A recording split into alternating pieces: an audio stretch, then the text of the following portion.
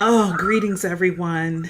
I'm going to be the broken record again on a Tuesday because I say this every Tuesday.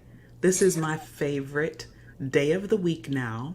Although I do love Sundays, going to church and things. Yeah, love the weekends with the family. But Yeah. Tuesdays in the evening here in Michigan, in the Midwest, Being Brown Live is happening. I'm so excited.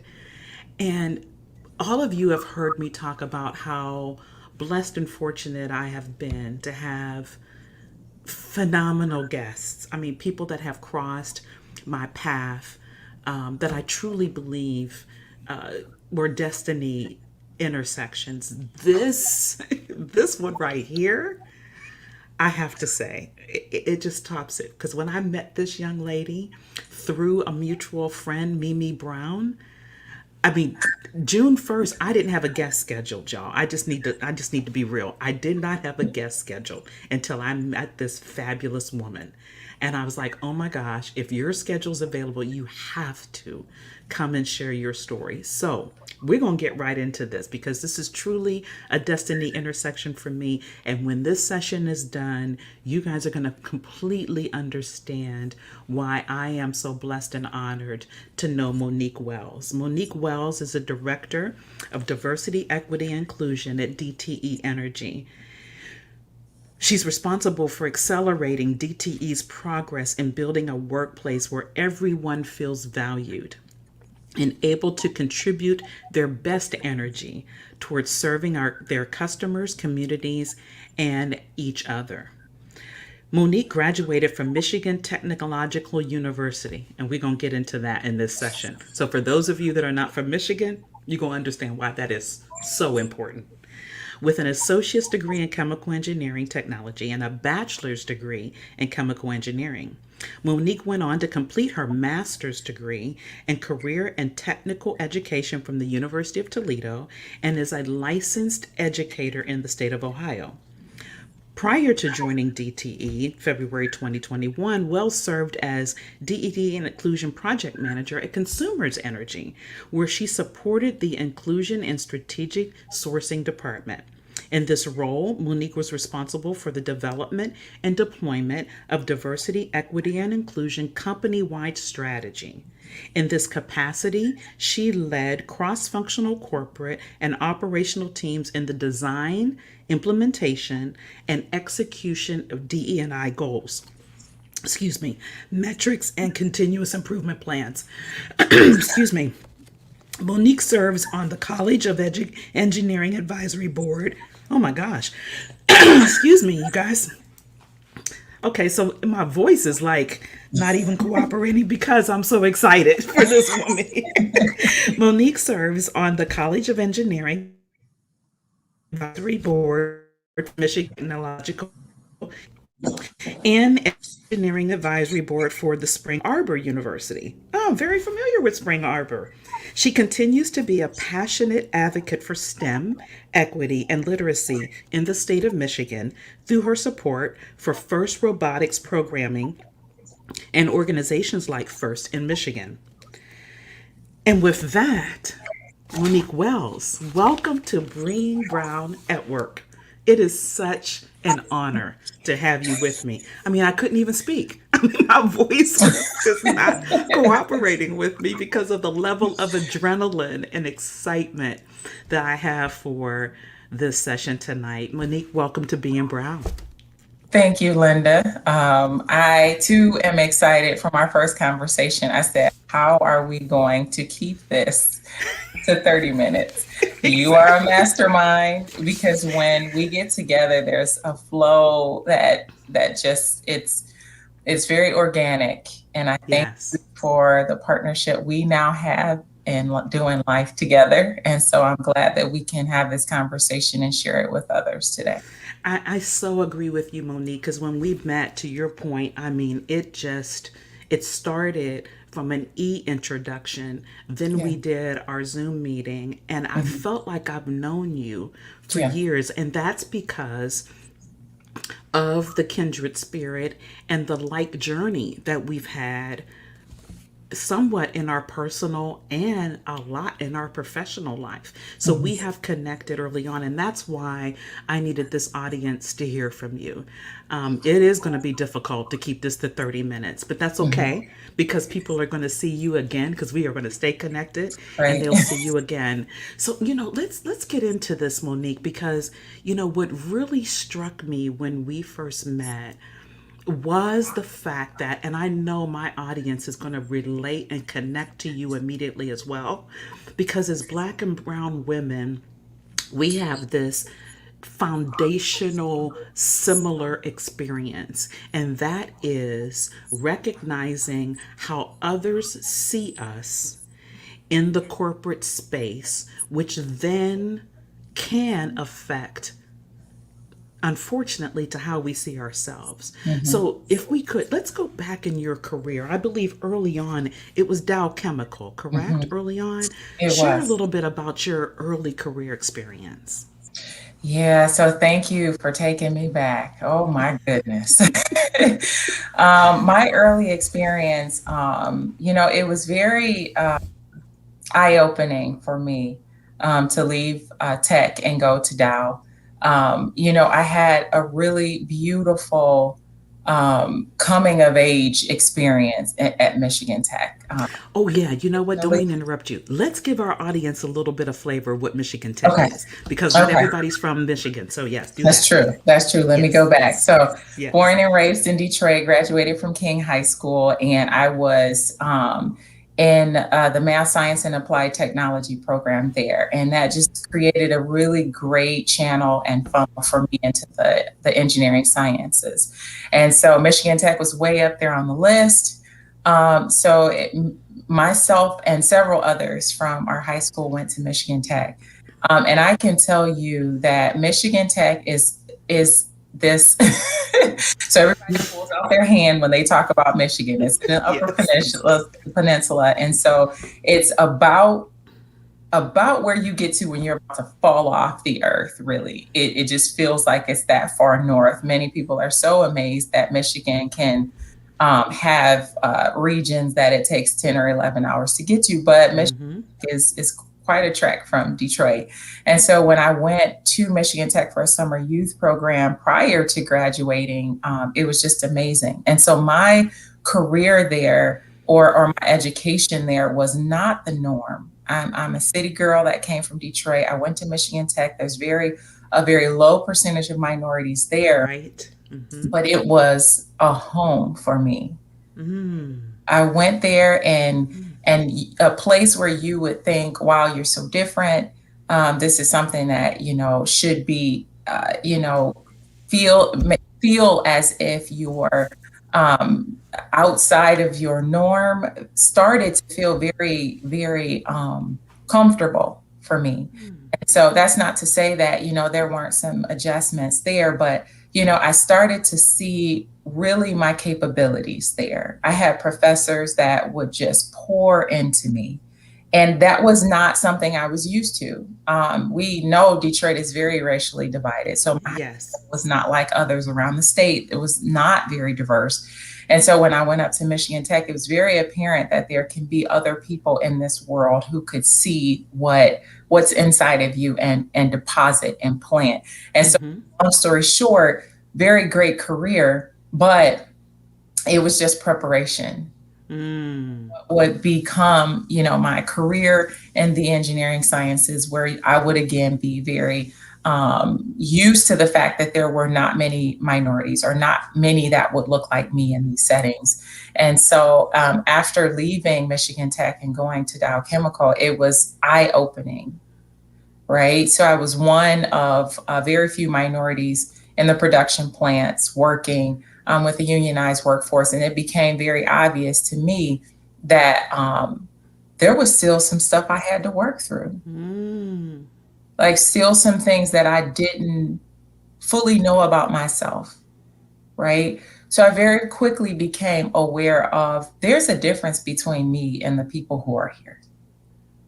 And the difference in my mind, it came from a very personal place. Okay. I would feel at times very deficient and lacking Wow. looking around me and saying, what did I miss? Right? I went to Michigan Tech. I thought I did something. I graduated with honors. But it would be similar to my freshman year when I would go there and kind of feel that difference, but then soon understand that more of the difference was about the perspectives I had of who I was in that environment. There we are. And it Yes. would take years for me to work through that. But when I did, I became aware of the fact that my environment was for me. It was placed there for me to realize these things about myself. So when I went through it again at Dow Chemical, I would have times where I would be at engineering production meetings where I would have to deal with the unionized workforce. And I was, this is not, I am not cut out for this. Mm-hmm. I'm lacking something. And, I would go through a series of things that finally taught me, Monique, who are you? Who are you? And what are you capable of? And it was this very awakening experience where I understood the power of my faith. We go through our childhood and we go through upbringing, and it's one thing to know your faith as it relates to others Yes. and what they say to you about Yes. faith. But it's a whole nother thing when you have to sit and it When you becomes real and say you need to, yes. yeah. And so I got to that Mm-hmm. point, and I'm gonna make it real short, but I got to the point where I realized a lot of my struggle and the feelings that I would have of inadequacy, that I was deficient in something, that I missed something in the process of being prepared, Mm-hmm. Mm-hmm. that Mm-hmm. others didn't miss, that Mm-hmm. they showed up with every day. Part of it was the fact that many of them did. They were legacy engineers whose parents were engineers, whose Exactly. grandfathers and so forth were engineers. Right. It just wasn't the Caucasian part of the workforce. There were many Asian Americans where they, were immigrants, Yep. or their grandfathers or grandmothers or mothers or fathers came over and started to work in Silicon Valley, or, they worked in other areas in engineering and engineering sciences. And I just looked and I said, well, I am, the, the first to graduate with an engineering degree in my family. And I did not have that legacy. But what Exactly. does that legacy mean in terms of the legacy of faith that I was given? And that, Monique, I don't want to interrupt you there, but I think that is so profound, right? Because, and that's where our connection was. And I know our viewers have some of the same connections being brown and black women in the workplace. Often we are the first. I was the first with a second with a college degree, was a previous generation before me now. So, second with a college degree, first black woman in my family. We are often the first. And that we can carry that with us, right? Yes. To the point where we start to look in the mirror and tell ourselves, okay, I am lacking. Like you said, something's different, something's off. But what I love is what you're about to go into is how Yes. your faith corrected that view Yes. of yourself. Go ahead. Yes. Yeah. I mean, I I can name to you, Linda, so many instances where it was me working out, trying to really understand. And for me, I cannot separate my faith journey with my professional journey. Yes. It was a journey in understanding I can't be resentful for what others have and the preparation that others have. But what I can realize is that everything that has happened in my life, God has made a path for me that nobody else could walk but me, and gave me everything that I needed. Right. And I had to come to a point where I showed up without lack. I showed up more than enough. I showed up with everything that I needed. And no, I couldn't say I had a lineage and legacy of master's degrees and doctorate degrees in my family, but I could say, I know what a praying mother could do. I know what it means to be grounded and rooted and being a new creation set apart. I know what it means to know that the scripture really does, it really is true. I know the plans that I have. Have Jeremiah 29, Yes. And one of my when I favorites. when I realized that there has to be more, Linda, than words on a page. Yes. You've got to walk into a place whole. And I didn't. I walked into a place deficient and somewhat defeated. Mm. Anytime I sought to put that on somebody else, even if there was a deficiency, I had more than enough.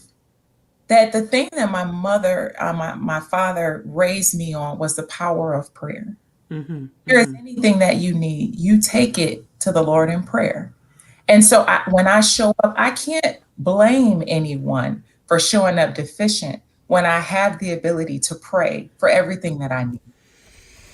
And so that experience, it changed everything for me. My location didn't change. My job assignment didn't change. Where I worked and who I worked with did not change. Didn't change. It Nothing changed, but everything changed. I Yes. showed up with a different confidence. I showed up with I didn't have a me against the world mentality. I showed Okay. up with I am here and I'm here with Christ as everything that I need. I showed up sufficient. And Yes. doing so, it was more about how do I now take the opportunities I've been given Mm-hmm. and Mm-hmm. pursue them with reckless abandon. I went back to the place where I said, this atmosphere was made for me. It was made for me to be planted. It was made for me to be cultivated in the deep, dark spaces, which I believe is what I went through. Yes. I believe I was a very pleasant person at that time. Was just it was there's something when deficiency grabs a hold of you, and Yes. Yes. Yes. it's a Oh my God. perspective that allows you not to be so easily it's I would have mentors say, I'm trying to tell you, and these would be white men who would lean in to tell me, okay, here is exactly what it is that you need to do from a mentoring perspective, because I Mm-hmm. see value in you. I see people could see in me things that I could not even see in myself.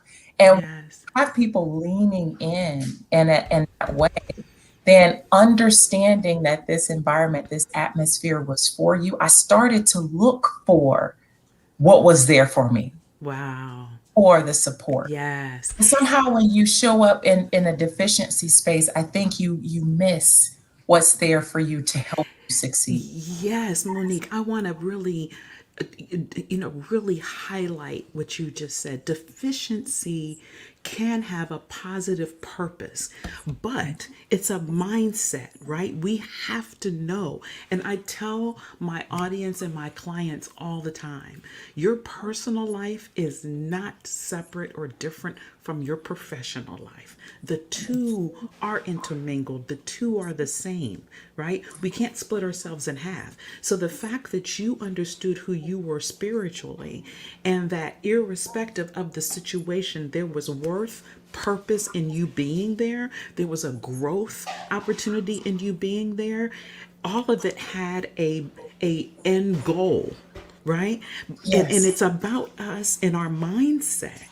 I mean, sure, we could hang our hat and say, you know what, they're racist or they're this, and we can just sit back and decide, okay, the woe is me, I'm done. But it's the mindset shift to understand, no, and I agree with you. I totally am with you on the fact that God has worked this in me. He has put me in this situation to grow me. There is a purpose behind this. Now, how do I show up in that purpose? Yes. And how do I Yes. choose to show Yes. up in Yes. that purpose, right? Oh, yeah. How do I choose? Yes. It's a Yes, decision. It is a it is. decision, and we do not give enough weight and authority to the of the decisions that we make. So I true. read a book about a Holocaust survivor, and it's Man's Search for Meaning. And it was just another example of how choosing what you make the decision about means everything to the perspective that you bring to whatever place you show up to. Yes, ma'am. I can't, like Linda, I'll tell people, I can't unknow what I know. What I know is that when I showed up to a space, even if you just down to its most fundamental parts, if you show up to a space not recognizing what's around you, you can be in the presence of gold mines and it just completely be oblivious to it. Exactly. And what I know is when I have the perspective that, Lord, your scripture is true, and I can't not know that. I have to show up knowing that. And Girl, if I everything show you up just said. not What knowing I that, know, I can't not know. I Oh can't my unknow what I How know, can I right? unknow what I know? What I What know to I be know true. and what I Yes. know. So, and I'm talking that I have seen the Lord respond to prayer. And I think if we think back, we've seen God show up for us in ways that if we just said, if He did it for me in that space, oh my, could He do not only that, but He can do exceedingly and abundantly above all that Yes. I can imagine. And I said, Lord, I want this degree. I want this opportunity. I love this career field. And I said, and I remember this conversation that I had a poor performance review Mm. at home that day. I was living in Midland, Michigan. I never will forget this. And something rose up in me and said, oh, you could just say, okay, people aren't treating you right. They're not seeing you for the great person that you are. You need to move on. You need to find a different career field. Something rose up in me and said, greatness is in me. There is no failure in me. And so if I'm going to leave this career field, I'm not going out like this. And I felt something shift in me where I said, Lord, I will do what you want me to do. And you know what the Lord wanted me to do? Submit to the process. Mm. Stop fighting that process. Stop fighting those people bringing me to a place of capacity. I had more than enough to do, and I didn't feel like I had enough to get it done, but people had expectations that you will get this done. You will get this project on time. You will get these cleanouts done with these. You can say operators don't like you, but at the end of the day, it's your responsibility to get it. Mm. And so to press through that and say, you know what? I know what to do. We know what to do when we get in areas that there is nothing else to do.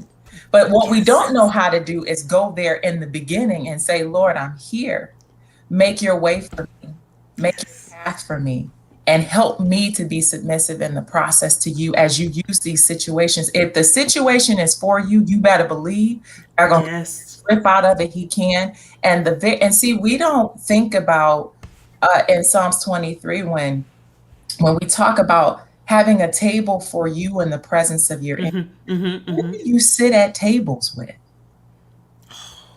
When Monique. you sit down at a table, Monique. it's not like, okay, I'm going to do this to and send them. No, God will make tables for you in the presence of people who you don't believe to Don't be believe. for you. But you don't normally eat with your enemies. So the visual is, even Yes. situations that you meant for evil, I will turn them for good and make a table right there for you. And so what I started to find is those relationships, what I thought people, oh, they are completely against.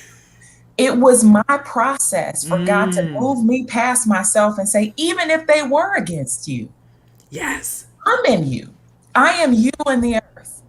And so if you are in the earth, what do you do in those situations? You show the light of Christ. How do you show the light of Christ? I can't cuss you out and say, okay, you completely against everything.